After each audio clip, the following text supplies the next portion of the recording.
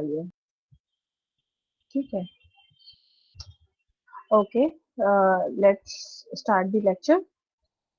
Okay class, last lecture में हम लोगों ने यूनिट थर्ड अपनी फिनिश करी है, risk and uncertainty. Because capital structure हम लोग जहाँ तक बात कर रहे थे, कैपिटल स्ट्रक्चर में ऑलरेडी बहुत नीड होती है रिस्क को समझना और रिस्क को जानना, और उस रिस्क और अनसर्टेनिटी को किस तरह से डिफाइन कर सकते हैं हम, और किस तरह से मिनिमाइज कर सकते हैं। बिकॉज अगर हम किसी प्रोजेक्ट में इन्वेस्टमेंट कर रहे हैं तो हमें पता होना चाहिए कि इस प्रोजेक्ट में हमें क्या क्या बेनिफिट्स हैं, कितना रिस्क इन्वॉल्व है। क्योंकि अगर ज्यादा रिस्क इन्वॉल्व है और हम छोटी ऑर्गेनाइजेशन है, हमारा छोटा स्टार्टअप है, तो ऑब्वियसली हम ऐसा कोई भी प्रोजेक्ट की तरफ नहीं जाएंगे जिसमें रिस्क ज्यादा इन्वॉल्व हो। We always go to the benefit side. ठीक है, हमेशा हम लोग बेनिफिट साइड ज्यादा देखेंगे। बट अगर हमारी बड़ी ऑर्गेनाइजेशन है, लार्ज ऑर्गेनाइजेशन, हमारे एक्सपेंशन बहुत हैं, ठीक है, हमारी डाइवर्सिफिकेशन है हमारे पास अलग अलग फील्ड्स में, तो हम ऑप्ट कर सकते हैं हायर रिस्क की तरफ। बिकॉज जहां जहां हायर रिस्क इन्वॉल्व होता है, ऑब्वियसली हमें ज्यादा प्रॉफिट्स अर्न हो रहे होते हैं। तो ये रिस्क और अनसर्टेनिटी, काइंड ऑफ की technology change, law change, geographical zones change हो जाते हैं। ठीक है, तो ये सारे पैरामीटर्स अनसर्टेनिटी को डिफाइन करते हैं। तो हम लोगों ने अभी कैपिटल स्ट्रक्चरिंग के सारे लेवल्स एक तरीके से सारी चीजें डिस्कस कर ली हैं, थ्योरी से लेकर risk and uncertainty. Now we move on to the topic which is working capital. ठीक है, it is again very important part of a company. Because कोई भी ऑर्गेनाइजेशन होती है वो लॉन्ग टर्म के लिए, तो ऑब्वियसली हम हर चीज सोच समझ के करते हैं, सारे पैरामीटर्स को ध्यान में रखते हैं, रिस्क को ध्यान में रखते हैं, अनसर्टेनिटीज को ध्यान में रखते हैं, प्रॉफिट्स को ध्यान रखते हैं, है ना। But what about the short terms? ठीक है, तो लॉन्ग टर्म्स के लिए तो हम सारे प्रोविजंस करके रखते हैं और प्लानिंग करते हैं बहुत ज्यादा।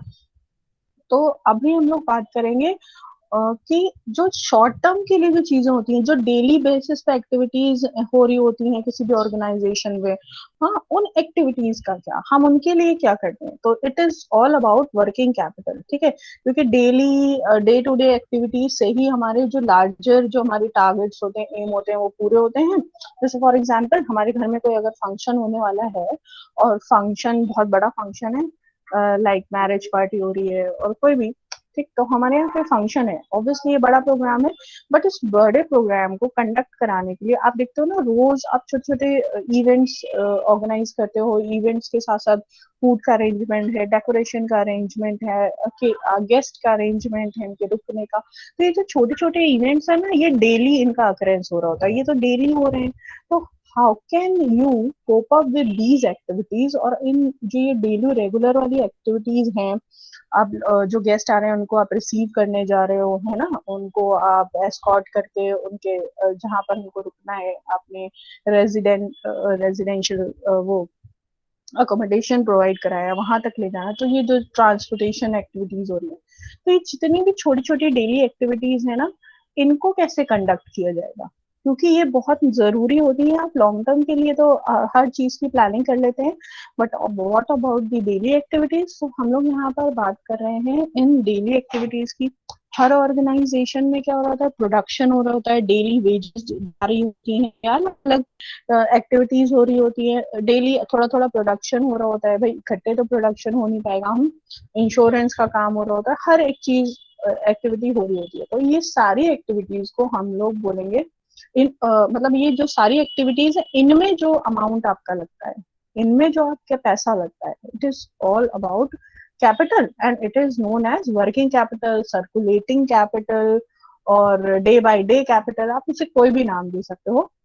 बट आपके जो ये जो जर्नल जितने भी काम हैं, इनको करने के लिए हमें भी कैपिटल की नीड होती है। या हम कह सकते हैं जितने भी हमारे शॉर्ट टर्म एक्सपेंसेस हैं, जो कंपनी के शॉर्ट टर्म एक्सपेंसेस है, जिसमें रॉ मटेरियल बेसिक चीज है ना, अगर हमारे मैन्युफैक्चरिंग हो रही होगी तो हमें सबसे पहले किसकी जरूरत होगी? रॉ मटेरियल की। फॉर एग्जाम्पल हमारे यहाँ चॉक्स बन रही है, तो चॉक बनाने के लिए हम लोग को उसका रॉ मटेरियल चाहिए, केमिकल चाहिए, डस्ट चाहिए, ठीक है, ग्लू चाहिए। तो ये सारी जो भी हमें चीजें चाहिए, these are all for the raw material, तो जो रॉ मटेरियल को परचेज करना है, और कई बार क्या होता है, कुछ गुड्स पेरिशेबल होते हैं।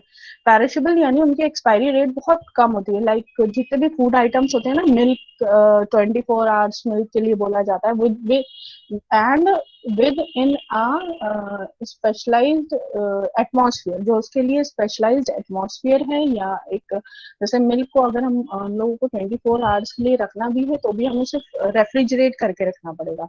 ठीक, तो ये क्या है, ये पेरिशेबल जितने भी गुड्स होते हैं, सब्जियां हो गई, फल हो गए, केमिकल्स के साथ भी होता है, क्योंकि केमिकल्स को अगर आप बहुत ज्यादा देर तक रखते हो तो वो इवेपोरेट हो जाते हैं। तो ऐसी जितनी भी चीजें हैं ना, जो जल्दी खत्म हो सकती हैं, इवेपोरेट हो सकती हैं, तो आप उनको क्या करते हो, रेगुलर वे में खरीदते हो। तो कभी भी इन्वेंट्रीज, सारी इन्वेंट्री पूरी तरीके से प्रिक्योर करके नहीं रखी जा सकती। अब आपको हर थोड़े टाइम में या वीकली आपको खरीदना ही खरीदना है, क्योंकि वीकली उसका प्रोडक्शन होता है। जैसे ब्रेड्स होती है, मिल्क होते हैं, इनका क्या होता है, डेली प्रोडक्शन होता है, डेली लोग परचेज करते हैं, इनको बहुत ज्यादा टाइम तक आप रख नहीं सकते। और वैसे तो हर प्रोडक्ट का अपना एक लाइफ स्पैन होता है, एक्सपायरी डेट होती है हर एक प्रोडक्ट की। सिमिलरली, तो आपको जब आपको परचेजिंग करनी होगी, तो आप कैसे परचेज करोगे, बिकॉज वो तो एक्सपायर हो सकती है ना। तो इनको खरीदने के लिए हर थोड़े दिन बाद आपको जो कैश की जरूरत पड़ती है, इट इज नोन एज, जो भी आपको एक्सपेंसेस की जरूरत पड़ती है, ये सारी चीजें हमारी अगर हम इकट्ठे बोलेंगे तो ऑपरेटिंग एक्सपेंसेस भी कह सकते हैं आप इसको। तो ये ऑपरेटिंग एक्सपेंसेस के लिए हमारे पास उतनी कैपिटल होनी चाहिए ना, हम रेगुलर एक्सपेंस कर सके, रेगुलर खर्च कर सके। जितने भी एक्सपेंसेस हैं, इनको कवर करने के लिए हमारे पास उसके बिहाफ पे हमारे कैश होनी चाहिए, जिसको हम बोलते हैं करंट एसेट्स। ठीक है, these all are activities known as current liabilities. Daily हमारे बिल्स पेबल होते हैं, जनरेट होते हैं, पेबल करने पड़ता है। तो for these operating expenses we need some kind of current assets or cash, which is known as cash at bank, at hand। ठीक है, ये सारी हमारी करंट एसेट्स होती है। ओके, तो इनको समझना बहुत जरूरी है। तो सबसे पहले डायग्राम में देख रहे होगे एसेट्स, ये तो एक जस्ट एन एग्जांपल है। ठीक है, मीनिंग की बात करते हैं हम लोग।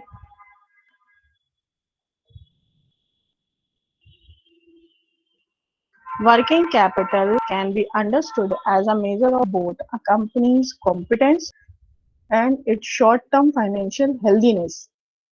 अब आपने कभी सुना हो कि बैंक के पास भी क्या होता है, उनके पास डेली एक्टिविटी के लिए कभी कभी कैश कम पड़ जाता है, और ये कैश उनको बहुत जरूरी होता है। ठीक है, क्योंकि डेली विड्रॉल्स हो रहे होते हैं, अलग छोटी छोटी जो एक्टिविटीज हो रही होती हैं, आपको उसके लिए कैश की नीड होती है। ठीक है, तो these kind of cash are very important for knowing the actual soundness of the company, or we can say that company's competence। Fine.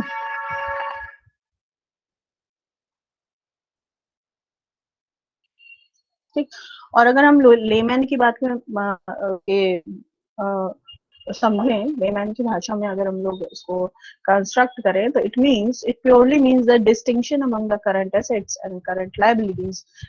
जो करंट एसेट्स यानी कि जो हमारी करंट लायबिलिटीज हैं, उन लायबिलिटीज को पे करने के लिए हमारे पास करंट एसेट्स होनी चाहिए, और वो हमेशा ज्यादा होनी चाहिए। ठीक है, कोशिश ये हमारी करनी की जाती है ना, हमारे पास एसेट्स हमारे पास हमेशा ज्यादा हो, हमारे चाहे वो शॉर्ट टर्म हो, चाहे वो लॉन्ग टर्म हो। लॉन्ग टर्म तो ऑलरेडी हम लोग अभी इतने दिन से बात कर ही रहे हैं। ठीक, तो these are all according to the layman concept। अब हम लोग बात करते हैं कॉन्सेप्ट की, कि वर्किंग कैपिटल कॉन्सेप्ट क्यों लाया गया, क्यों जरूरी समझा गया।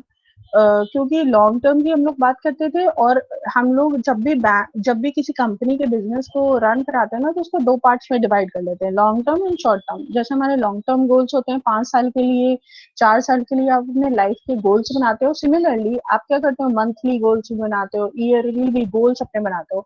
तो इसी तरह ऑर्गेनाइजेशन में भी होता है। तो वर्किंग कैपिटल जो विद इन अ ईयर आपको कंस्ट्रक्शन के लिए चाहिए, विद इन अ ईयर आपको एक्सपेंसेस के लिए चाहिए, विद इन अ ईयर आपको आपकी लायबिलिटीज पे करने के लिए चाहिए, तो उसी को हम लोग वर्किंग कैपिटल बोलते हैं। तो विद इन अ ईयर इसका टेन्योर है, और इसके अलावा यानी 1 ईयर से ज्यादा होते हैं वो सारे के सारे हमारे लॉन्ग टर्म हम लोग अगर उसको बोलेंगे, ठीक है। नाउ और अगर हम लोग कुछ एग्जाम्पल्स की बात करें तो क्या आता है हमारे जो ये शॉर्ट टर्म एसेट्स हैं, कैश, कैश रिसीवेबल जिसको हम लोग बिल्स रिसीवेबल कहते हैं, BR, स्टॉक्स, सेलेबल सिक्योरिटीज, ऐसी सिक्योरिटीज जो विद इन अ ईयर आपकी कन्वर्जन हो जाती है, कैश में कन्वर्ट हो जाती है। सिमिलर अगर आप सिंपल से भाषा में समझो कि विद इन अ ईयर जो भी एसेट्स आपकी कैश में कन्वर्ट हो जाए वो सारी की सारी करंट एसेट्स की कैटेगरी में आती हैं।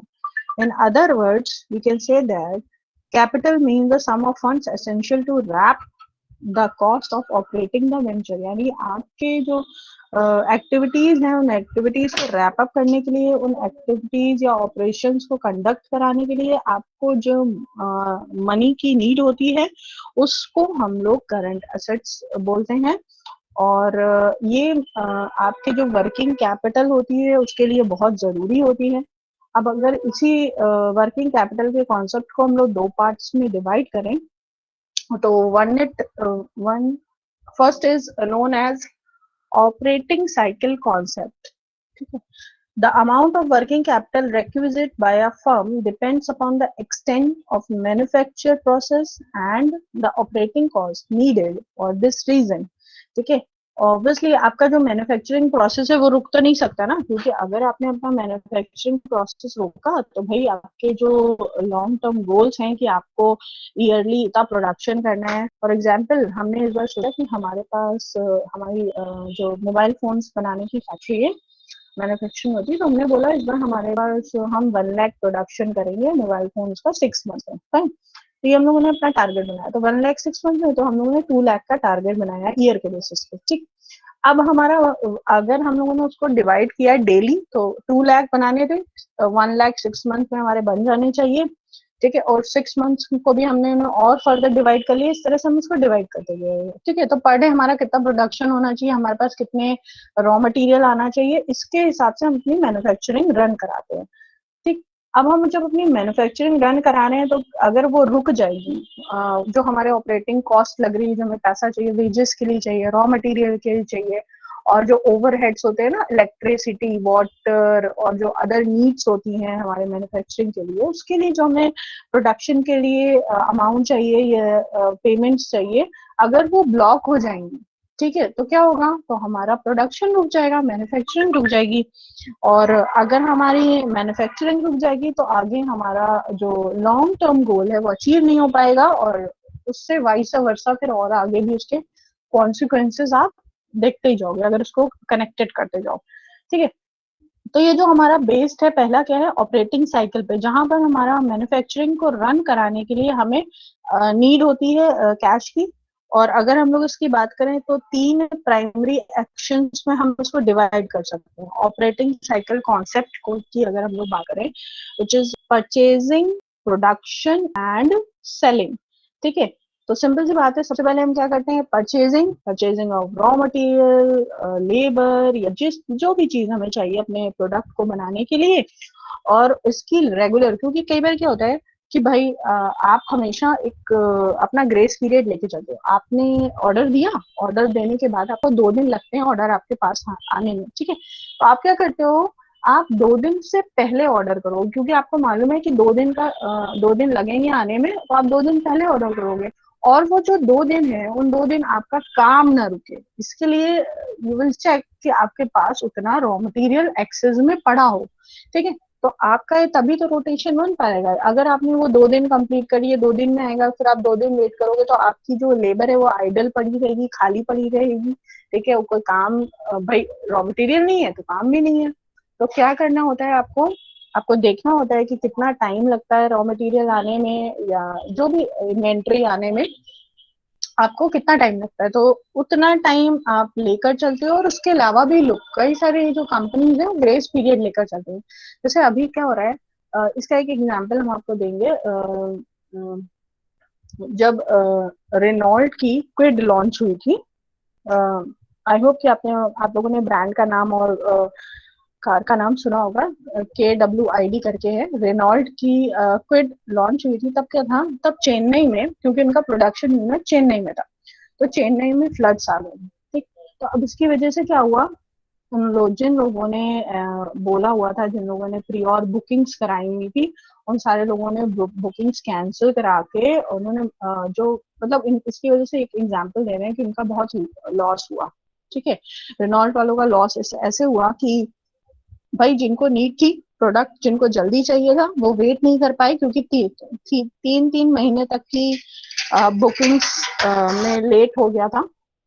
ठीक है, तो इन बुकिंग्स के लेट की वजह से प्रॉब्लम आई, और इतना लेट हो गया कि लोगों ने कैंसिल कराना पड़ गया। मतलब इवन लोगों ने पैसा दिया हुआ था, और पैसा देने के बाद भी लोगों ने कैंसिल करा दिया। तो चेन्नई में उस टाइम पे फ्लड आए हुए था, और इनका जो मैन्युफैक्चरिंग यूनिट था वो चेन्नई में था।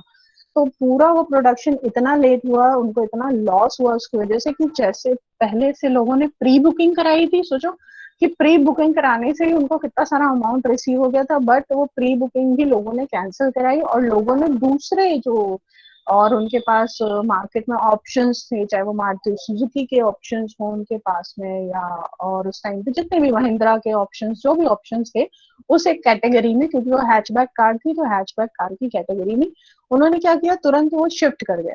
तो इतना इम्पैक्ट पड़ता है, क्योंकि इतनी जल्दी वो अपनी इस डिजास्टर से बचने के लिए वो इतनी जल्दी अपनी कहा जाए शिफ्ट भी नहीं करा सकते थे, और मैन्युफैक्चरिंग स्टार्ट भी हुई तो वो इतनी स्लो थी, क्योंकि वहां से चेन्नई से जब प्रोडक्ट यहाँ तक आ रहा था, यानी ट्रांसपोर्ट हो रहा था, तब भी वो काफी प्रोसेस स्लो हो गया था। ठीक, तो बेसिकली हम लोग बात कर रहे हैं, इंटरप्रिटेशन कर रहे हैं वर्किंग कैपिटल कॉन्सेप्ट की। तो this is we are talking about operating cycle concept, और इसमें कहा जाए तीन पार्ट्स में ये डिफरेंशिएट किया जा सकता है: purchasing, then production, and then selling. ठीक है, तो इन तीनों ही चीजों के बिहाफ पे हमें ये चेक करना होता है कि कहीं पर भी हमें हमारा काम रुके ना, कहीं पर भी हमारा फ्लो ना रुके, हमारे पास फ्लेक्सिबिलिटी होनी चाहिए कि अगर कोई इवेंट ऐसा अनहैपनिंग सा इवेंट हो जाता है, ठीक है, या कोई डिजास्टर हो जाता है, तो हमारे पास और ऑप्शंस हो। इसीलिए अभी करंट टाइम में लोग क्या करते हैं कि कई जगह पर प्रोडक्शन कर रहे होते हैं और फिर असेंबलिंग कराते हैं, ताकि एक ही जगह पर अगर मैन्युफैक्चरिंग हो रही होगी ना पूरी, तो उनका काम अगर वहां पे रुका तो पूरा का पूरा रुक जाएगा। इसलिए क्या कराते हैं, अलग अलग पार्ट्स के अलग अलग जगह मैन्युफैक्चरिंग होती है, फिर उसकी असेंबलिंग कहीं और होती है। इससे क्या होता है कि काम नहीं रुकता है उनका किसी एक जगह से ना होने पर, ऑप्शंस उनके पास तैयार रहते हैं। फाइन, तो this is what we are talking about working capital concept. Now we move on to the balance sheet concept. अब दूसरा कॉन्सेप्ट बताता है balance sheet concept. Balance sheet concept का मतलब क्या हुआ, बैलेंस शीट में ऑब्वियसली हम लोग एसेट्स और लाइबिलिटी साइड बैलेंस शीट में शो करते हैं, और इनमें हम करंट एसेट्स और करंट लाइबिलिटीज को भी रिप्रेजेंट करते हैं। ओके, तो आपके अगर हम लोग बैलेंस शीट के हिसाब से देखें, तो चार्टर्ड अकाउंटेंट ऑफ इंडिया ने सजेस्ट किया है कि हमेशा जो हमारी लाइबिलिटी साइड है उससे हमारी एसेट साइड हमेशा ज्यादा होनी चाहिए। तो हमारा बैलेंस शीट कॉन्सेप्ट ये कहता है कि अगर हमारे पास एसेट्स ज्यादा होंगी, करंट एसेट्स अगर ज्यादा होंगी, तो हमारा जो फ्लो है, जो वर्किंग कैपिटल का फ्लो है, वो इजिली, इसका मतलब चल रहा है, ठीक चल रहा है, हमारे पास सारे हमारी लाइबिलिटीज पेड हो रही हैं, सारे हमारे पास एसेट्स हैं, हमारा काम फ्लो में चल रहा है, रुकेगा भी नहीं। तो जिस तरह हम लोग ऑपरेटिंग साइकिल को मैनेज करते हैं, यानी ऑपरेटिंग साइकिल हमारा अगर ठीक से फ्लो में काम करेगा, तो इट मीन्स कि हमारा प्रोडक्शन नहीं रुकेगा, और आगे फर्दर हमारे शेयर होल्डर्स को भी बेनिफिट होगा। सिमिलरली अगर हम लोग बैलेंस शीट के कॉन्सेप्ट से वर्किंग कैपिटल को समझे, तो बैलेंस शीट में जैसे चार्टर्ड अकाउंटेंट एक्ट में बोला गया है, या सीए में बोला गया है कि हमारी एसेट्स, हमारी जो लाइबिलिटीज है उनसे ज्यादा होना चाहिए, उसका दोनों का डिफरेंस हमेशा ज्यादा होना चाहिए एसेट साइड का, तो हमारा फ्लो बना रहेगा। ठीक है, तो दिस इज द कॉन्सेप्ट। अब आ जाते हैं हम लोग डेफिनेशंस पे। अलग अलग बहुत सारे राइटर्स ने डेफिनेशंस दी हुई हैं, और मोस्ट ऑफ द राइटर्स ने एक ही चीज बोली हुई है कि हमारी एसेट्स हमेशा ज्यादा होनी चाहिए लाइबिलिटीज से, तभी हमारा वर्किंग कैपिटल ठीक से काम करता है। या दो, जिन मतलब मोस्ट ऑफ द राइटर्स जो हैं जितने भी, उन्होंने यही बात बोली है कि करंट असेट्स और करंट लायबिलिटीज का जो डिफरेंस है उसी को हम लोग वर्किंग कैपिटल बोलते हैं। ठीक है, अब यहाँ पे देख लेते हैं, ये आसान डेफिनेशन है, बहुत आसानी से आपको याद हो जाएंगी, छोटी छोटी भी है। ठीक है, एक एक डेढ़ लाइन की है, आई होप कि आपके लिए इजी होगी। First definition is by H.G. Guttmann. इन्होंने ऑलरेडी बहुत सारी अलग अलग फाइनेंस में डेफिनेशन दी हुई है, अगर आपको याद हो तो। इनका कहना है working capital is the surplus of current assets over current liabilities. वही सेम बात इन्होंने बोली है कि वर्किंग कैपिटल क्या है, एक सरप्लस है। सरप्लस वो कहाँ से आता है, जब हम करंट लायबिलिटीज को करंट एसेट्स में से माइनस करते हैं तो हमारा जो सरप्लस बचता है उसे हम वर्किंग कैपिटल कहते हैं। Okay, then professor C.W. जेस्टनबर्ग ने भी कुछ कहा है, इन्होंने बोला है working capital shortfall exist if current liabilities exceeds current assets. अगर आप ध्यान से देखो तो जो प्रोफेसर जस्टिन बर्ग की डेफिनेशन है वो जस्ट गटमैन की अपोजिट है। उन्होंने उसमें सरप्लस की बात करी है, हाँ, कि जो लायबिलिटीज से ऊपर एसेट्स का जो सरप्लस है वो वर्किंग कैपिटल है, और इन्होंने बोला है कि वर्किंग कैपिटल तब एग्जिस्ट करेगा, इन्होंने बोला है शॉर्टफॉल तब एग्जिस्ट करेगी, यानी माइनस में वर्किंग कैपिटल तब आ जाएगी जब हमारी करंट एसेट से हमारी लायबिलिटीज इंक्रीज हो जाए। ओके, तो इन्होंने एक तरीके से सरप्लस की बात करी है, इन्होंने शॉर्टफॉल की बात करी है। ओके, अब थर्ड डेफिनेशन देख लेते हैं कि जो हमारे लिंकन साहब है इन्होंने क्या कहा है। He said working capital equals the aggregate value of current assets minus aggregate value of current liabilities. इनकी डेफिनेशन में एक खास बात इन्होंने बोली है, aggregate value of current assets and aggregate value of current liabilities. ठीक, एग्रीगेट का मतलब ये होता है कि करंट एसेट्स में बहुत सारी चीजें होंगी तो उनका टोटल। सिमिलरली इन्होंने बोला है करंट लायबिलिटीज, तो करंट लायबिलिटीज भी जैसे बिल्स पेबल होती है हमारी, ठीक है, ये डेटर्स होते हैं, तो ये हमारी जो करंट लायबिलिटीज हैं, तो इन्होंने बोला है कि लायबिलिटीज और एसेट्स जो भी हैं हमारे करंट एसेट्स या करंट लायबिलिटीज, इनकी एग्रीगेट वैल्यू की बात करी जाएगी। ठीक है, तो ये इंपॉर्टेंट इन्होंने बोला है, और दोनों के लिए इन्होंने बोला है तो एग्रीगेट वैल्यू है दोनों की। ठीक है, उसी से हम जो कैपिटल वर्किंग कैपिटल है उसको इक्वलाइज कर सकते हैं, वर्किंग कैपिटल को इनिशियलाइज करते हैं। ओके, तो these are all the definitions by the different different authors. Okay, अब हम लोग बात कर रहे हैं वर्किंग कैपिटल पॉलिसी की। अब ऑब्वियसली हम लोग वर्किंग कैपिटल पढ़ रहे हैं, बट हमारी ऑर्गेनाइजेशन में हम लोग वर्किंग कैपिटल पॉलिसी बनाएंगे कैसे। और अभी तो हमें ये तो समझ में आ गया होगा ना कि कितनी इंपॉर्टेंट है वर्किंग कैपिटल, क्योंकि हमारी डेली एक्टिविटीज को करने के लिए तो हमें भाई वर्किंग कैपिटल की ही नीड होती है। तो it says the working capital management means not necessarily have a target of increasing the wealth of the shareholders।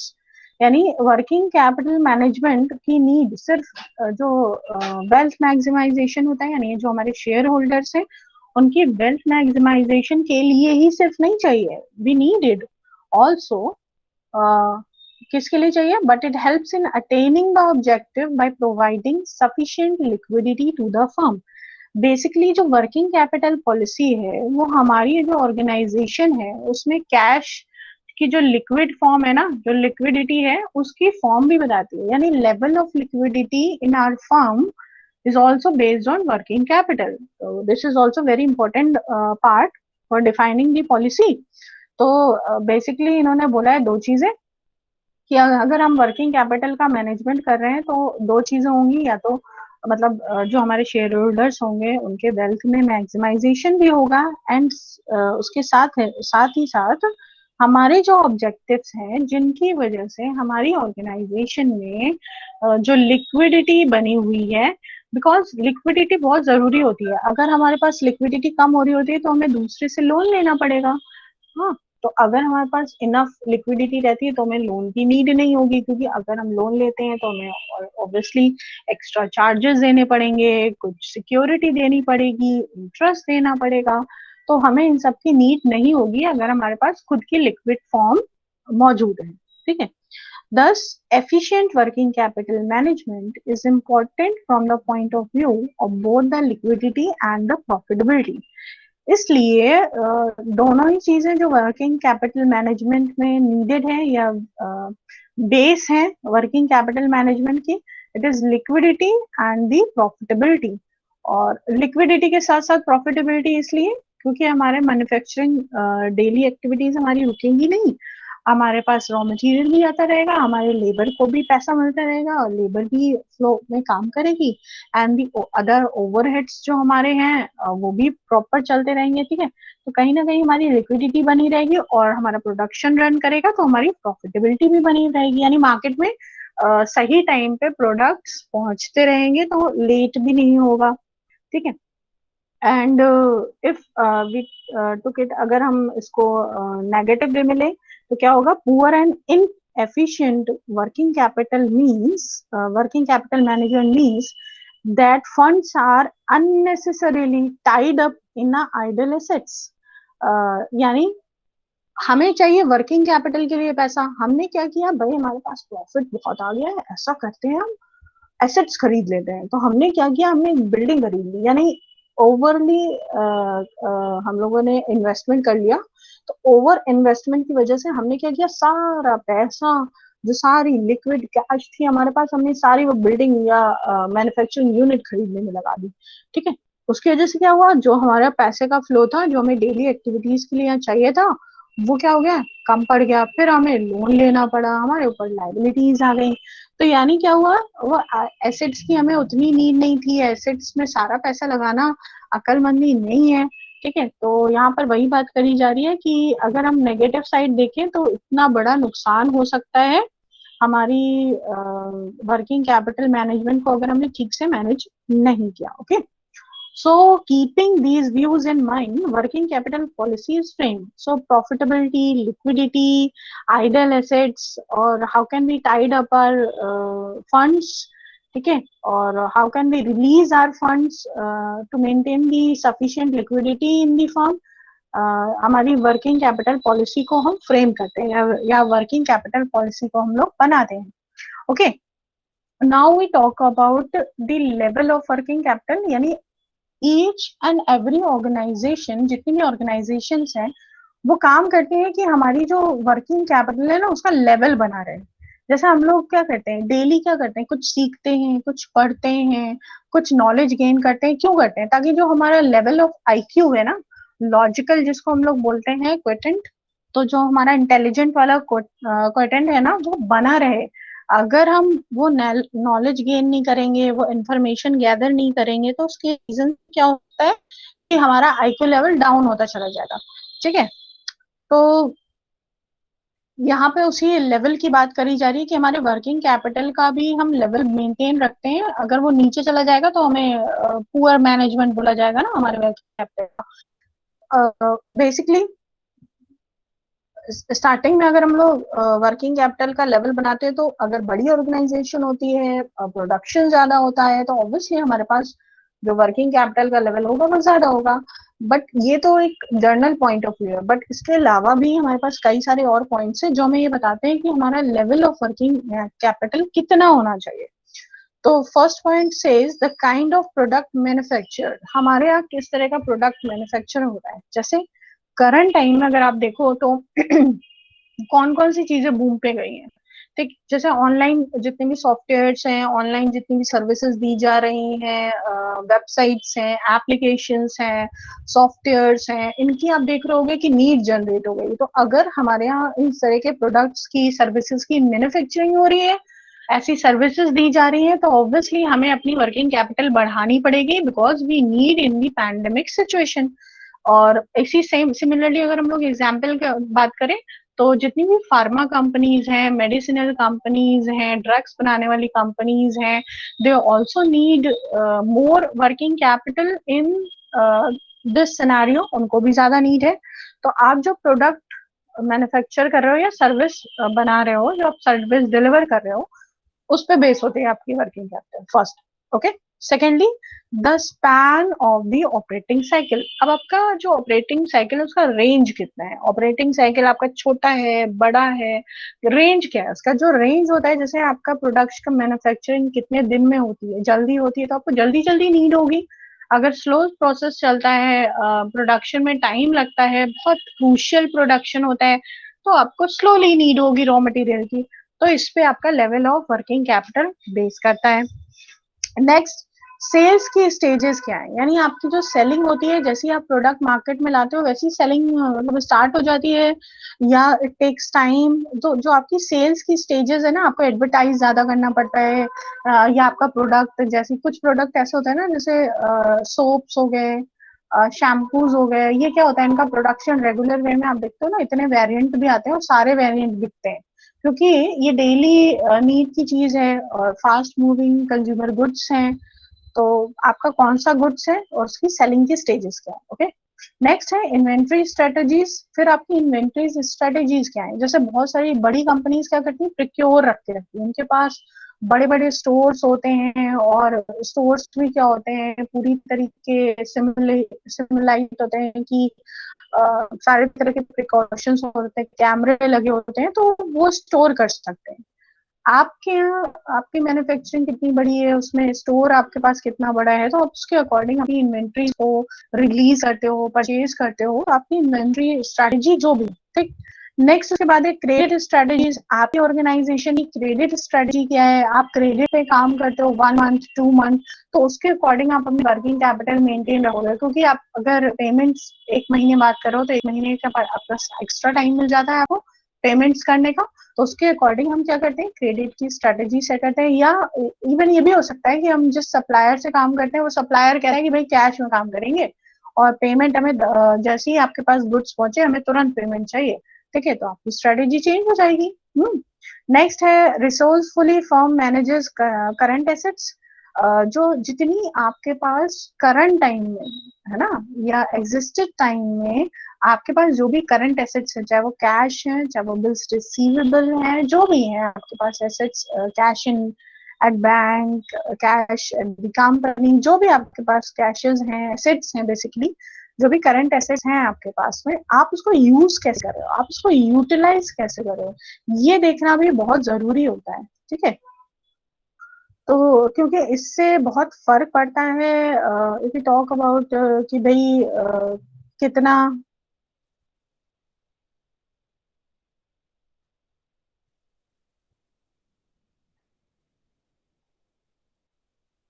Anyone raising hand?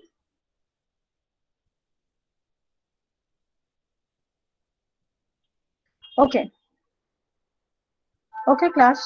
So we are talking about level of working capital. कि भाई किसी भी organisation का working capital का level set करने के लिए, besides knowing the size of the company and scale of the company and other factors, these 6 factors are also very much important in considering the level of working capital.